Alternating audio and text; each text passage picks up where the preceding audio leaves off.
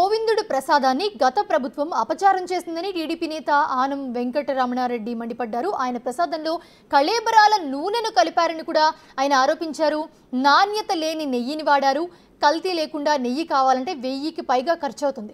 కానీ 320 రూపాయలకి నెయ్యి ఇచ్చి ఎంత వెనకేసుకున్నారో అని ఫైర్ అయ్యారు ఆనం వెంకటరమణారెడ్డి.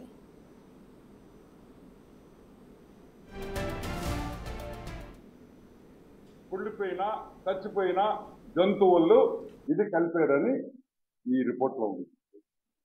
సరే,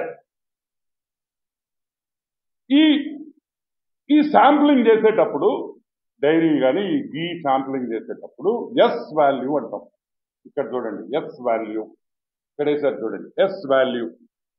ఈ ఎస్ వాల్యూ నెయ్యికి ఎంత ఉండాలంటే 95.68 to 104.32 ఉండాలి. ఇక్కడ చూడండి, 95.8 to 104.32 అంటే అది స్టాండర్డ్ వాల్యూ. అంటే ఆ రేంజ్కి రావాలా ఈ నెయ్యి. వస్తే మంచి నెయ్యి అయినట్టు. ఎంత వచ్చింది? 19.72.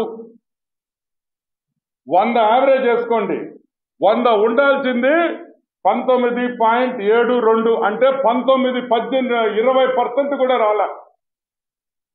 20% అంటే నాణ్యతలో 20% వరకే ఈ నెయ్యి బాగుందని ఒక రిపోర్ట్ ఇచ్చింది. ఇంకొక శాంపుల్లో 19.77, ఇక్కడ వచ్చి 19.72 ఒకటి. ఇదిగోండి 19.77, 100 యావరేజ్ ఉండాల్సింది. అంటే 19% కూడా ఈ నెయ్యి నాణ్యత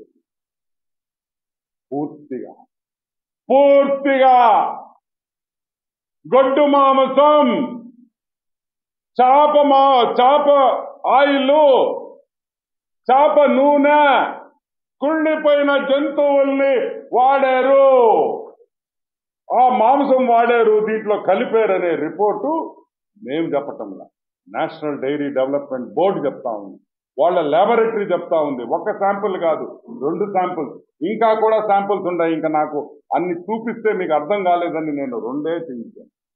ఈరోజు మేము అడుగుతున్నాం, సుబ్బారెడ్డి, ఒరే సుబ్బుడు ఇందిరా వెంకటేశ్వర స్వామి లడ్డులో మీరు వాడే నెయ్యిలో గొడ్డు మాంసం పెడతారా? గొడ్డు మాంసంతో నుంచి తీసిన ఆయిల్ వాడతారా? వెంకటేశ్వర స్వామి ప్రసాదాల్లో ఆ నెయ్యి వాడతారా? కుళ్ళిపోయిన జంతువుల్లో నుంచి తీసిన నెయ్యి వాడతారా? ఎంత అపచారం అని అడుగుతుంది. అసలు ఇది న్యాయమా అని అడుగుతున్నా.